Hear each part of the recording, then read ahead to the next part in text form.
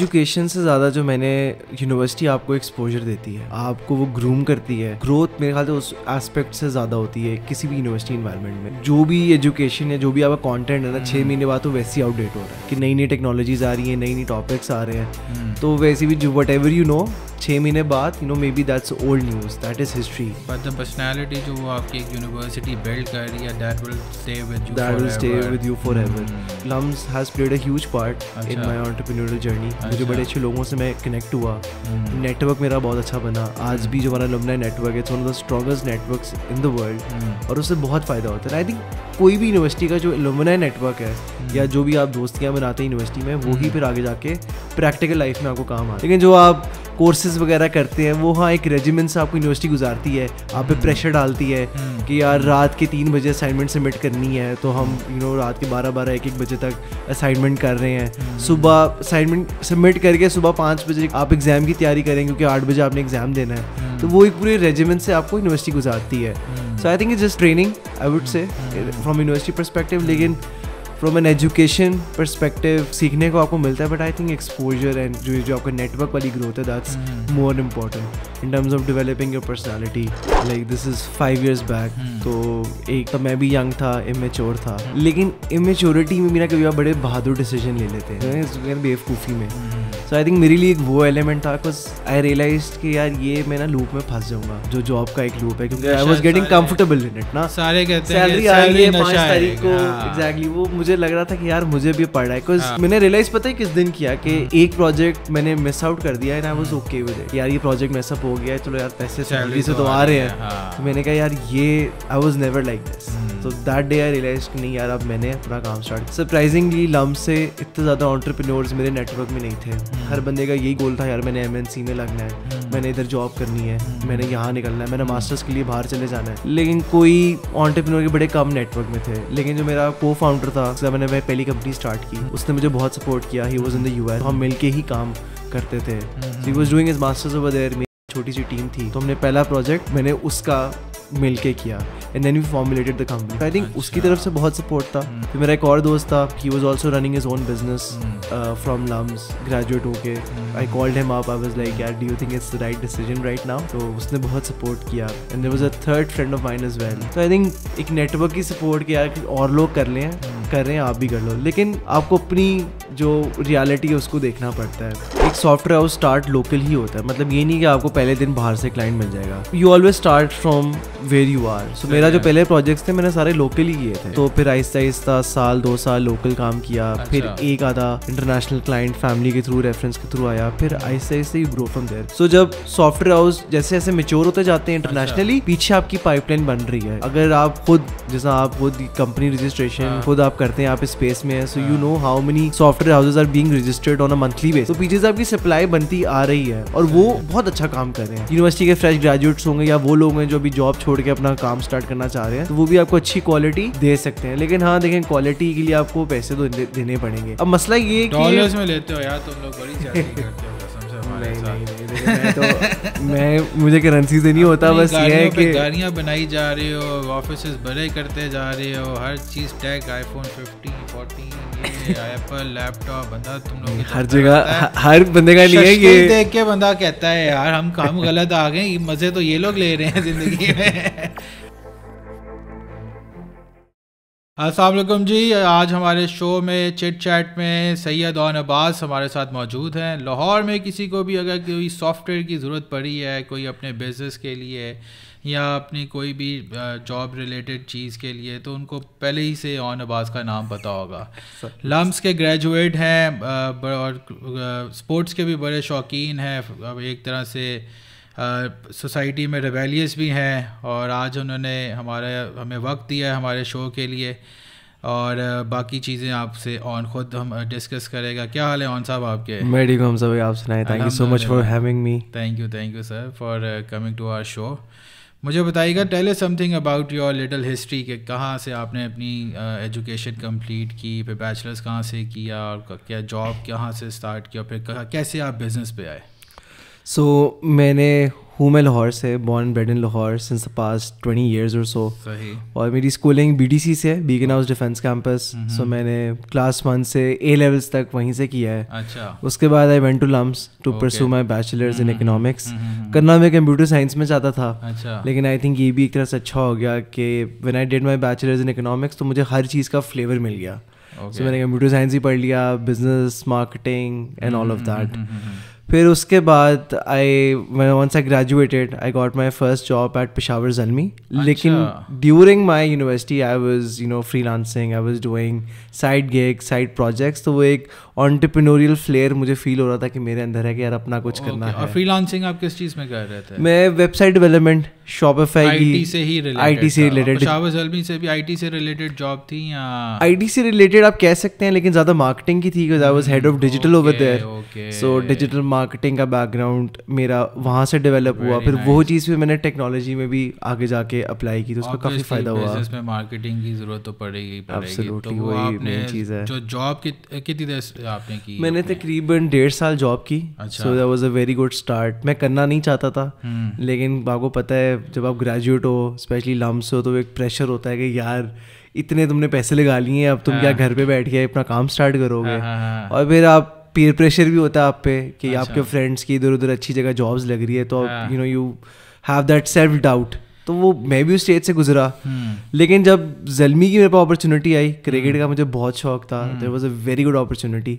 तो मैंने कहा चलो घर वाले भी चुप हो जाएंगे, जॉब भी हो जाएगी और मेरा शौक भी है इसमें। लेकिन फॉर 1.5 years स्ट्रेट मेरी रूटीन ये थी कि मैं जॉब से घर आता था, थोड़ा फैमिली के साथ टाइम स्पेंड किया, खाना खाया, लेकिन रात के 10 से सुबह 2 बजे तक मैंने अपने बिजनेस पे या कहने फ्रीलांसिंग पे काम किया। जैसे मेरी टीम, हम 3-4 लोग थे, मिलके काम करते थे, प्रोजेक्ट्स मैं पे करता था और एग्जीक्यूट फिर मैं उनसे करवाता था। And this used to go like for about a year or so।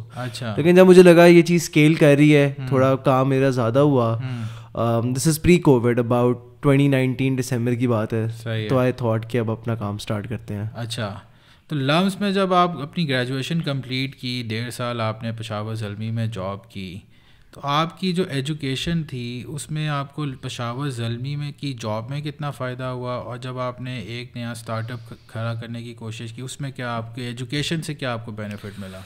देखिए, एजुकेशन से ज़्यादा जो मैंने, यूनिवर्सिटी आपको एक्सपोजर देती है, आपको वो ग्रूम करती है, और आपको जो है वो ग्रोथ मेरे ख्याल से उस एस्पेक्ट से ज़्यादा होती है किसी भी यूनिवर्सिटी इन्वायरमेंट में। आपके कहने का मतलब है कि वो सेल्फ एक्सपोजर आपको ज़्यादा, एजुकेशन से ज़्यादा आपका सेल्फ एक्सपोजर है यूनिवर्सिटी में। लेकिन एक चीज़ तो है कि in this day and age जो भी एजुकेशन है, जो भी आपका कॉन्टेंट है ना, 6 महीने बाद तो वैसे ही आउटडेट हो रहा है कि नई नई टेक्नोलॉजीज आ रही हैं, नई नई टॉपिक्स आ रहे हैं, तो वैसे भी जो वट एवर 6 महीने बाद may be that's old news, that is history. But the personality जो वो आपकी एक यूनिवर्सिटी बिल्ड कर रही है, that will stay with you for ever.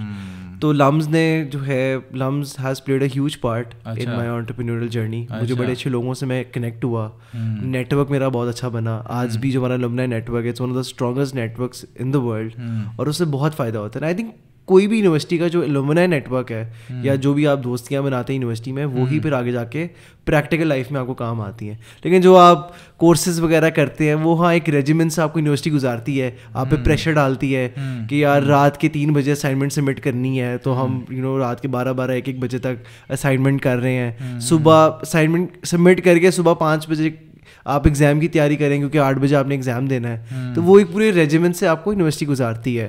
So I think it's just training, I would say, from university perspective. लेकिन from an education perspective सीखने को आपको मिलता है, but I think exposure and जो आपका नेटवर्क वाली ग्रोथ है, that's more important in terms of developing your personality in the university. LUMS में क्या सीन क्या है? क्योंकि एक तरह की जो हमें लगता है आउट ऑफ द लम्स जो बच्चे हैं उनको तो यही लग रहा होता है कि यार एक लिमिटेड सी क्लास लम्स में पढ़ रही है, और वहाँ पे सारे मोस्टली जो कि अच्छे घरों से ताल्लुक़ रखते हैं, जो घर वाले उनकी फ़ीसें लम्स की अफोर्ड कर सकते हैं, वही लम्स के अंदर जा रहे हैं।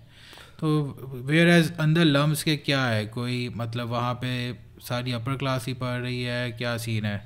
नहीं, आई थिंक ये थोड़ा सा एक जो है गलत इंप्रेशन है लम्स का। अगर आप लम्स के अंदर जाएं तो आपको जितनी डाइवर्सिटी अब नज़र आती है, बिकॉज मैं भी एज एन लुमनाई भी लम्स आता हूँ स्पोर्ट्स वगैरह खेलने, तो आई थिंक पहले मेरे टाइम पे भी इतनी नहीं थी। अच्छा। हर तरह के डिफरेंट बैकग्राउंड से लोग आ रहे हैं। Okay. लेकिन वो थोड़ा सा highlight I think upper middle class ज़्यादा होती है, तो लगता है कि यार सिर्फ इधर के ही बच्चे हैं, यहाँ पे ज़्यादा है। अच्छा। लेकिन यू हैव लाइक लम्स में पहली दफ़ा मैं साउथ पंजाब के लोगों से मिला।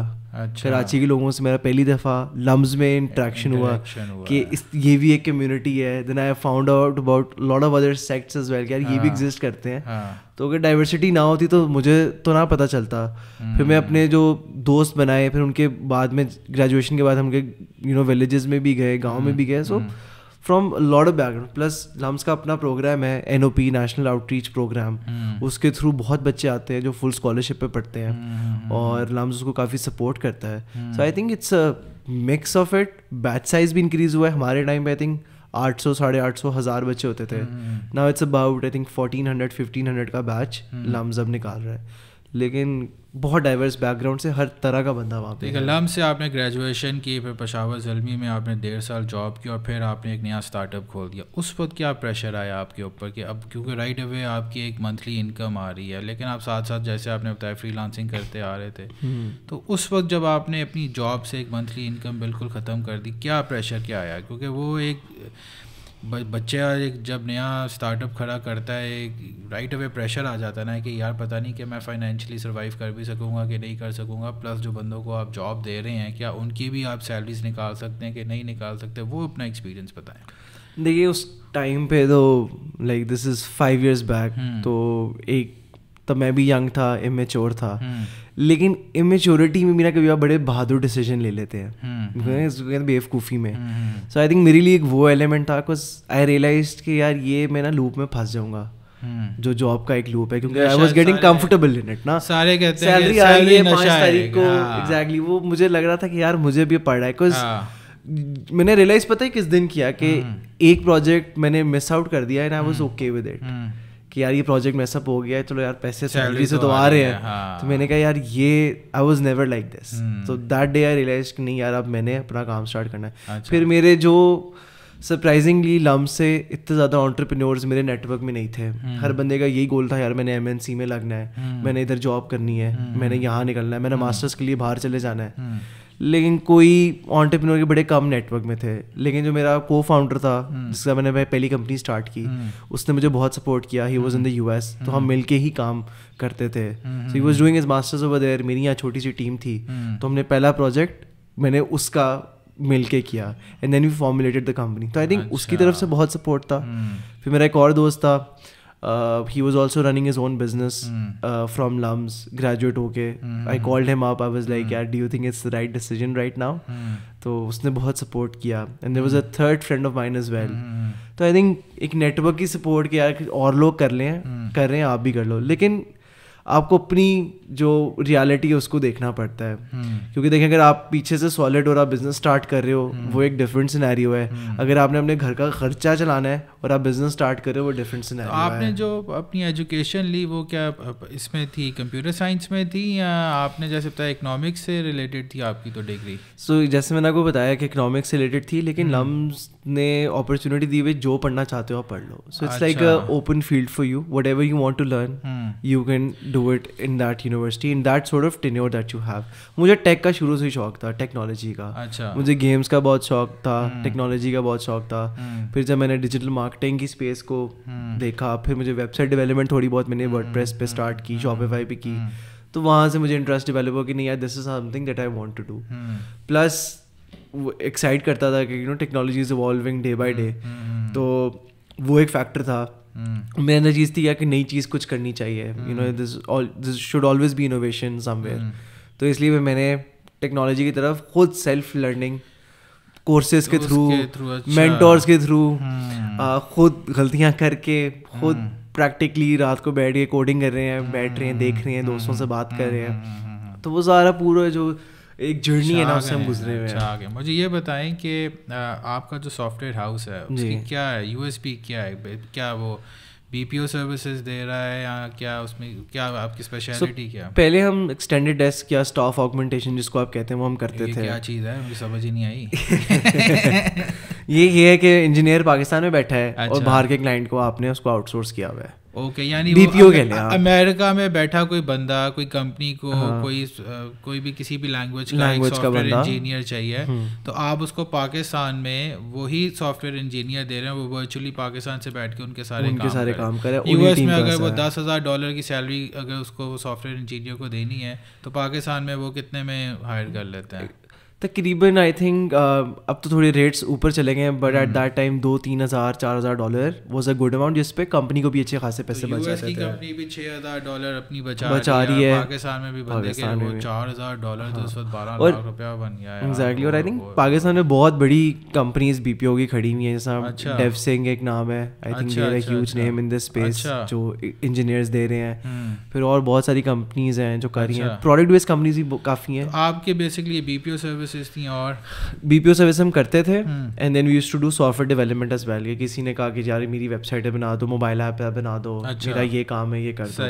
लेकिन currently what we are doing right now इसके हम ऑटोमेशन कंसल्टेंसी दे रहे हैं क्लाइंट्स को। अच्छा, और वो कंसल्टेंसी है कि हम उनको कस्टम AI और ML सॉल्यूशंस बना के देते हैं। तो आसान लफ्जों में कि हम कस्टम AI सॉल्यूशंस, यानी आर्टिफिशियल इंटेलिजेंस का आपने भी वो कर लिया है।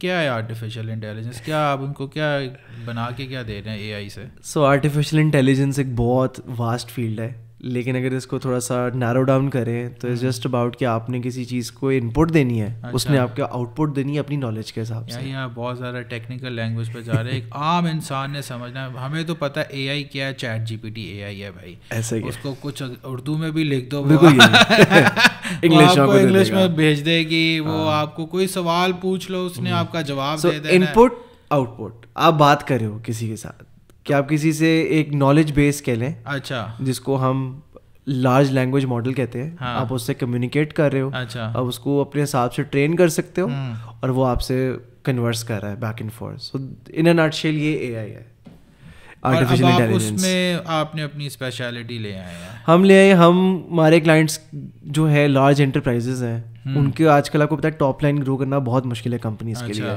So everybody is focused on bottom line improvement, कि हम ऑपरेशनल एफिशिएंसी कैसे बेहतर कर सकते हैं। तो हम उनके जो भी कोर प्रॉब्लम्स होते हैं, we listen to those, we call that the discovery phase. फिर हम अपने ड्राइंग बोर्ड में जाते हैं, हम सोल्यूशन इम्प्लीमेंट करते हैं, और फिर मेंटेनेंस का थर्ड फेज हमारा आ जाता है। तो इट्स कस्टम काम है हमारा, इट्स वेरी क्लाइंट सेंट्रिक। जो भी क्लाइंट की प्रॉब्लम है उसके हिसाब से हमने सोल्यूशन बनाना है। तो हम ERP पे काम करते हैं, जैसा ERP enterprise resource planning software, जैसा SAP है, SAP बड़ा मशहूर नाम है। ये किस तरह के जिस तरह बड़ी कंपनीज यूज़ करती हैं अपनी जो इंटरनल मैनेजमेंट के लिए, एंटरप्राइज को मैनेज करने के लिए सॉफ्टवेयर होते हैं, SAP है, Zoho एक बहुत बड़ा नाम है, NetSuite एक बहुत बड़ा नाम है। तो हम उसके ऊपर AI टूल्स कह लें, AI बॉट्स कह लें, वो हम इम्प्लीमेंट करते हैं। कुछ इन कंपनीज के पास बहुत सारा डाटा पड़ा है, 10 साल 20 साल का लेगेसी डाटा है, देयर लाइक यार इसको यूटिलाइज करके कुछ हमें वैल्यू आप प्रोवाइड करें। फिर आप हमें ऑटोमेशन करके दें जनरेटिव AI के थ्रू, कि अब हमारे 25 लोग ये काम कर रहे हैं, इसको हम 5 लोगों पे कैसे ला सकते हैं। एंड नॉट ये कि 20 लोगों को निकाल दो, नहीं, वो 20 लोग कोई और प्रोडक्टिव काम कर सकें। बिकॉज AI का काम है आपकी मदद करना, आपके काम को आसान करना, रिप्लेस करना नहीं है। बहुत लोग कहते हैं जी AI is going to replace humanity, I don't think ऐसा कोई सीन है। AI is there to optimize, assist, exactly. कि आपका जो काम है, अब जैसे ChatGPT की हमने बात की, आपका काम कितना आसान हो गया उससे, ठीक है। तो आप ChatGPT से जो आपके मंडेन टास्क हैं या जो लेट से इतने इंपॉर्टेंट नहीं है, वो आप उससे कराएं, बाकी आप इम्पोर्टेंट टास्क पे फोकस करें। तो पूरा ग्लोबल विलेज जो पाकिस्तान में एक चीज़ में कमी थी ना, इंग्लिश की, ऐसा ही है, वो चीज़ ख़त्म कर दिया। अब किसी ने भी अब कोई किसी के साथ कम्युनिकेशन करनी है, उसको पता है यार ChatGPT में जाओ, उसको भाई इसका रिप्लाई भी बना दो, तो वो उसका बड़ा परफेक्ट रिप्लाई बना देगा। ऐसा ही है। तो वो तो मुझे लगता है पाकिस्तान तो अब इंडिया से आगे निकल जाएगा। एक ही चीज़ हम यहाँ पे भी लैग कर रहे थे ना, कि भाई यहाँ के तरह अभी लोगों को इंग्लिश अभी सीख रहे हैं आहिस्ता आहिस्ता, अभी थोड़ा उसकी तरफ जा रहा है रुझान।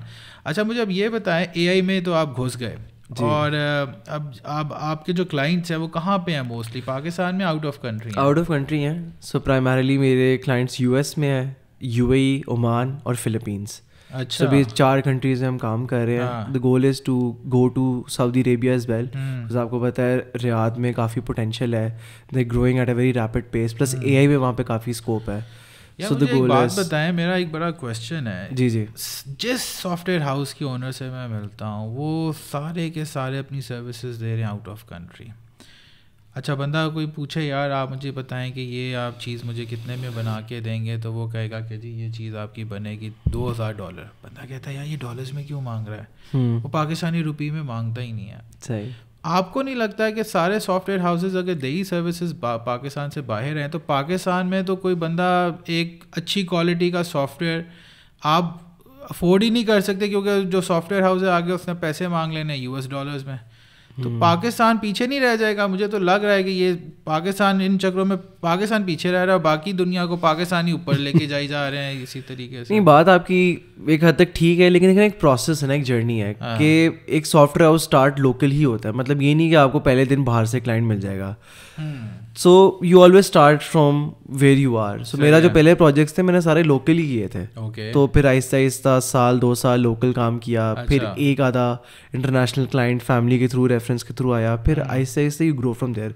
सो जब सॉफ्टवेयर हाउस जैसे जैसे मेच्योर होते जाते हैं इंटरनेशनली, पीछे आपकी पाइपलाइन बन रही है। अगर आप खुद, जैसा आप खुद कंपनी रजिस्ट्रेशन खुद आप करते हैं, आप इस स्पेस में है, so you know how many software houses are being registered on a monthly basis.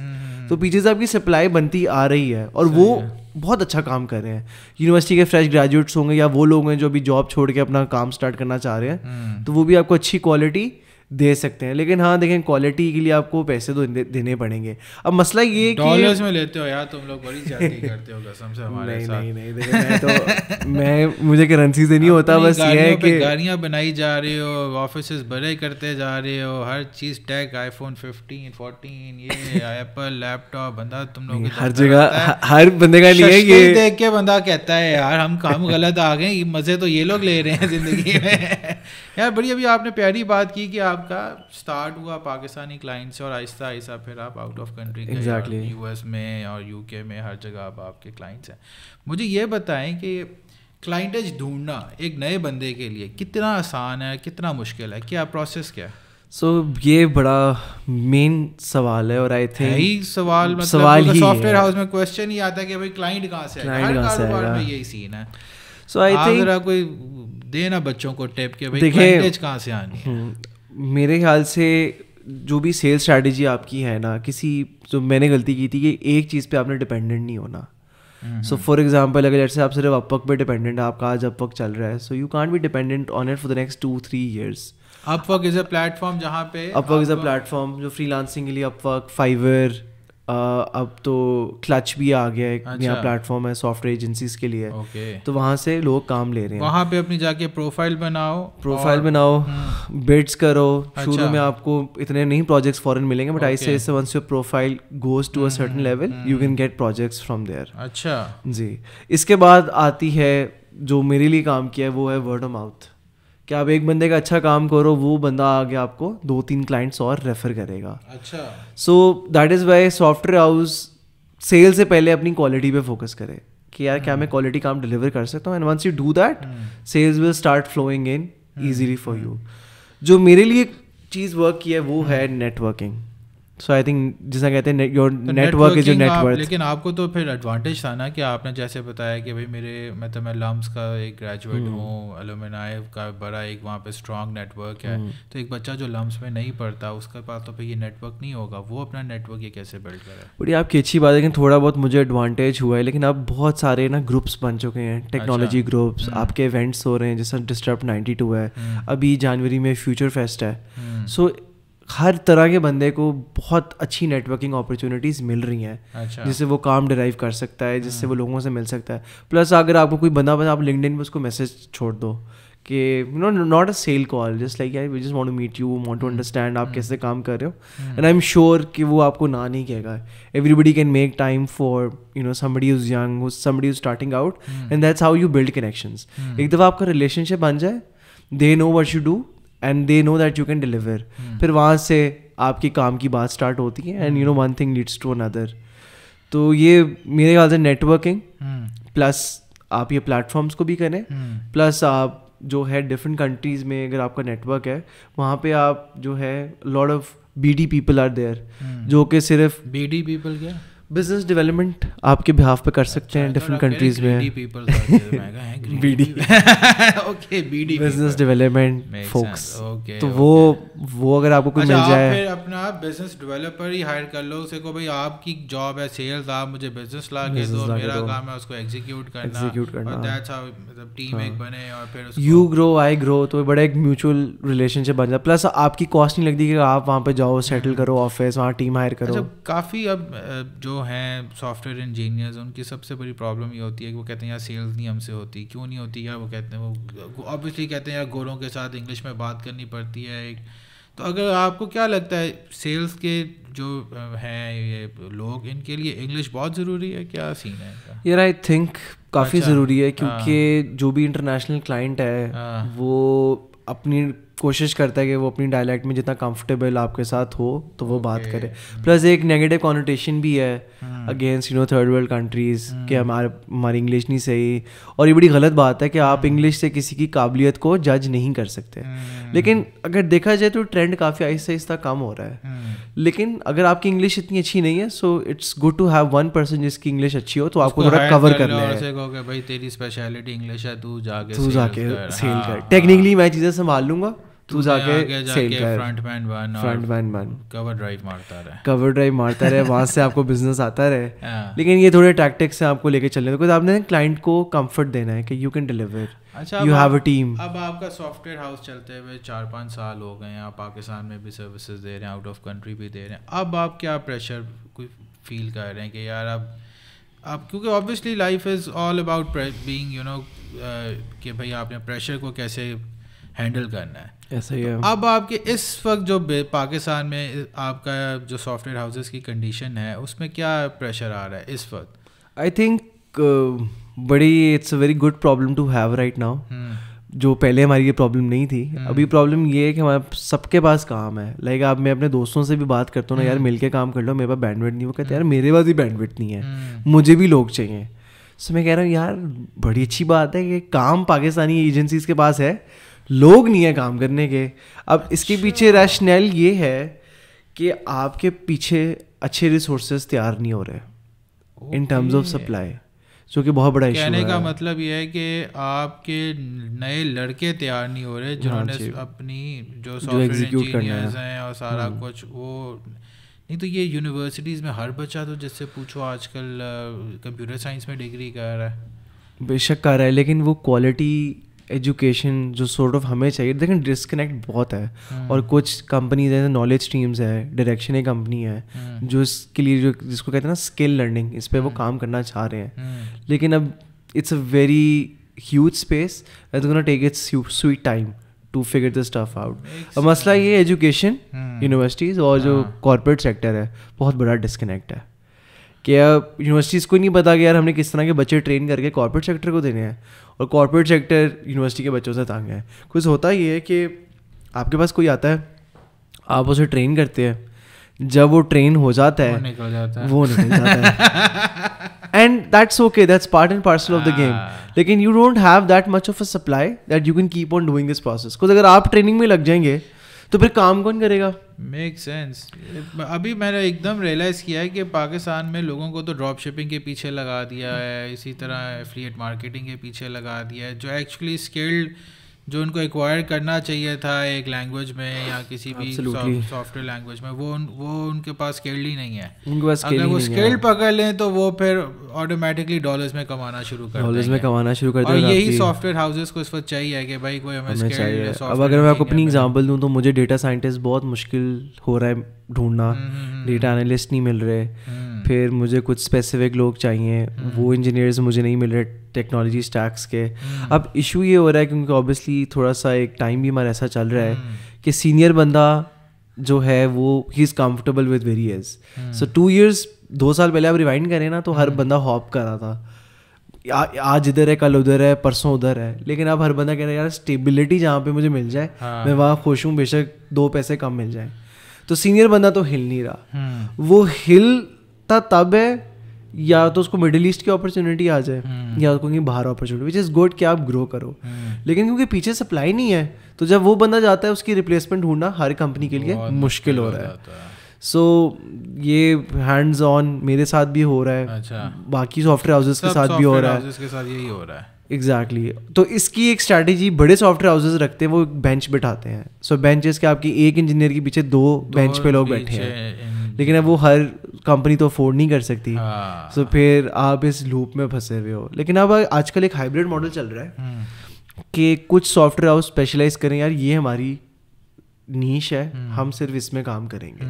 अगला सॉफ्टवेयर हाउस कह रहा है ये हमारी नीश है, हम इसमें काम करेंगे। मैं कहता हूँ अच्छा यार मेरी नीश लेट्स से सेल्स है, मैं सेल्स पे काम करूँगा। तो वो तीनों मिलके अपनी रिसोर्सेज को कंबाइन करके काम कर रहे हैं। And I think that's a very smart way to go about in this day and age. Because देखिए सैलरीज का इतना बड़ा केपेक्स कौन उठाए, पहली बात तो ये है। यार सैलरीज मैंने देख रहा हूँ कि आप सॉफ्टवेयर हाउसेस वाले तो दे भी डॉलर्स में रहे हैं। हाँ कुछ दे रहे हैं, बिल्कुल ऐसा ही है। वो पाकिस्तानी रुपीस पे तो बात ही नहीं करते, वो कहते हैं भाई इनको डॉलर्स में इनकम चाहिए। क्योंकि देखिए ना आपने रिटेन करनी है अच्छी रिसोर्स, अब अच्छी रिसोर्स को बाहर से अगर डॉलर में सैलरी मिल रही है तो फिर आपको भी देनी पड़ेगी और उस पर आपका काम डिपेंडेंट है, because the team is going to deliver. So you take care of your team, they care of your clients, और ये प्रोसेस तो बिजनेस में आपको पता चलता ही रहता है। यार वेरी नाइस।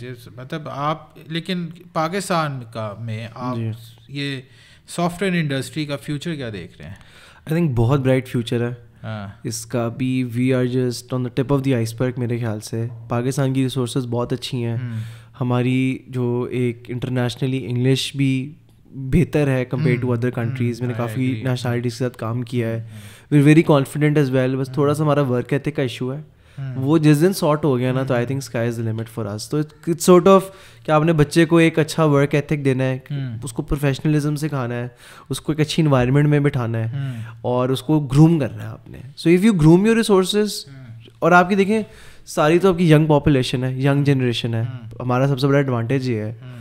और जैसे जैसे टेक्नोलॉजी बढ़ रही है तो आपकी डिमांड भी बढ़ रही है। गेमिंग वाली साइड है, NFTs हैं, AI है, मशीन लर्निंग है, डेटा साइंस है।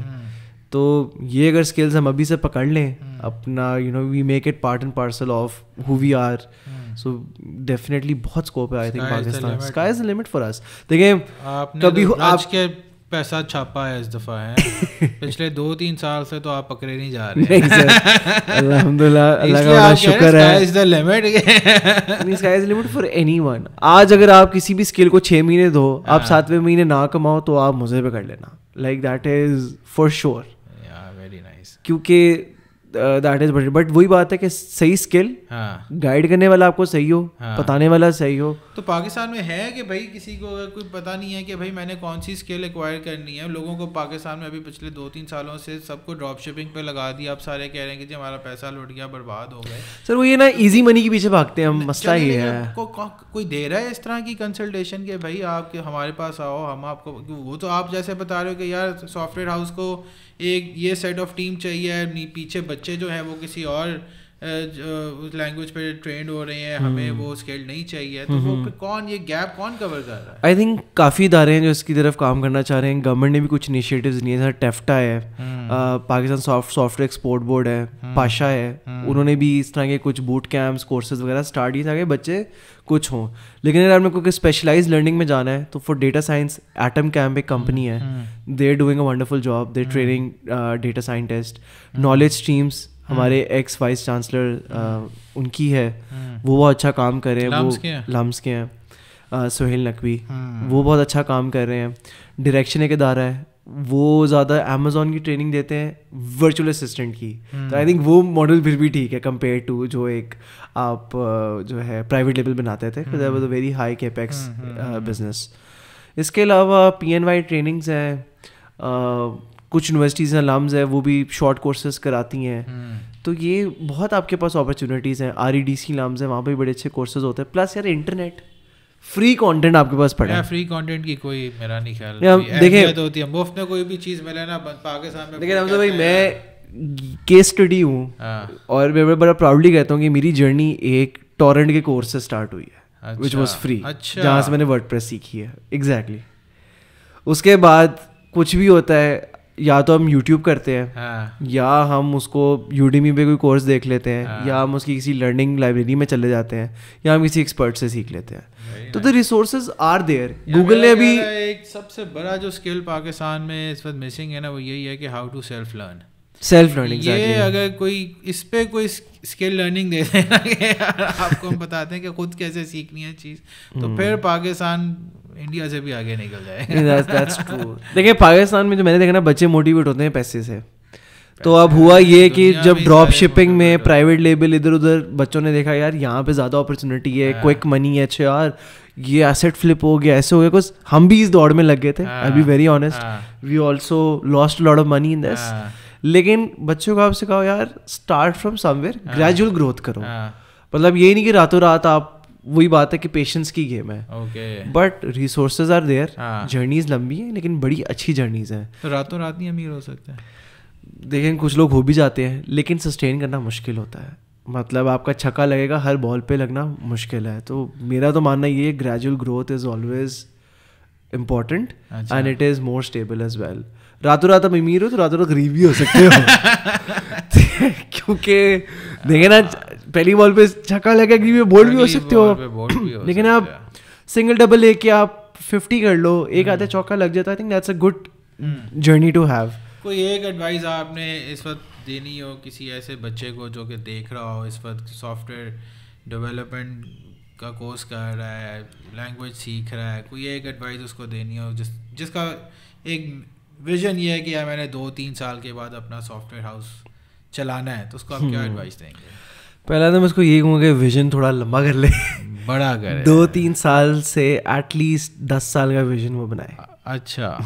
10 साल नहीं तो एटलीस्ट 5 साल का विजन बनाए. अच्छा. स्टार्ट करे छोटा. अच्छा. और फिर आहिस्ता आहिस्ता ग्रो करे. ओके. लेकिन ये मैं उसको बता दूं कि स्काई इज़ द लिमिट, लेकिन इट्स अ लॉन्ग जर्नी. पहले 3 साल तो कुछ एक्सपेक्ट ना करे कि मैं कुछ निकाल भी सकता हूँ इसमें से कि नहीं, कि मैंने इसमें सिर्फ डालना है, मैंने इसको ग्रो करना है, मैंने इस एंटिटी को बढ़ाना है. अच्छा. और जो भी उस चीज़ में आपको शौक है ना, उस चीज़ को वो पकड़े. ये नहीं कि यार AI में, ML में, डेटा साइंस में ज़्यादा पैसे हैं इसमें घुस जाओ, सॉफ्टवेयर डेवलपमेंट, ऐप डेवलपमेंट में इसमें घुस जाओ. नहीं, जिस चीज़ का आपको शौक है और जिसको आप समझ सकते हो कि यार मैं इसमें एक्सपर्टीज हासिल कर सकता हूँ, वहाँ से स्टार्ट करे. छोटा स्टार्ट करे, 1-2 बंदों से स्टार्ट करे, बेशक लेट से खुद स्टार्ट कर ले. फिर year 1, year 2, year 3, year 4 and then year 5. और बड़ा सिंपल सा फॉर्मूला है, मुझे मेरे एडवाइजर्स ने बताया है कि आप हर क्वार्टर अपने आप से वादा करें मैंने 10% ग्रो करना है. अगर इस क्वार्टर 100 रुपये कमाए, अगले क्वार्टर 110 कमाने हैं. 5 साल में आपको पता है 20x ग्रो कर जाओगे. you'll become a $1 million company. कितना सिंपल, आपने तोड़ ली ना चीज़. अब जब मैं सोचता हूँ मैंने $1 million कमाना है तो कितना बड़ा पहाड़ लगता है आपको. लेकिन अगर आप ये सोचेंगे क्वार्टरली 10% सिर्फ कमाने, तो बंदा कहता है कि छोटा सा टारगेट कंपाउंड इफेक्ट. और है ही है, it's all about compound consistent efforts जो ये कंपाउंड इफेक्ट लाएगी. लेकिन उसका क्या फ़ायदा, आज आपने $5 लाख कमाया, अगले 6 महीने आप कुछ कमा ही नहीं सके. So I think gradual growth is very important. बहुत नई स्पेसेस आ गई हैं तो उसमें आई थिंक आप कर सकते हो. And if anybody needs any help I am always available. They can contact me and I can help them. किसी को पाकिस्तान में भी अगर सॉफ्टवेयर बनाना हो तो आप उसको डॉलर्स में नहीं चार्ज करेंगे, पाकिस्तानी रुपीस में चार्ज करेंगे. कहने पे कर लेंगे. Thank you so much. Thank you for having me.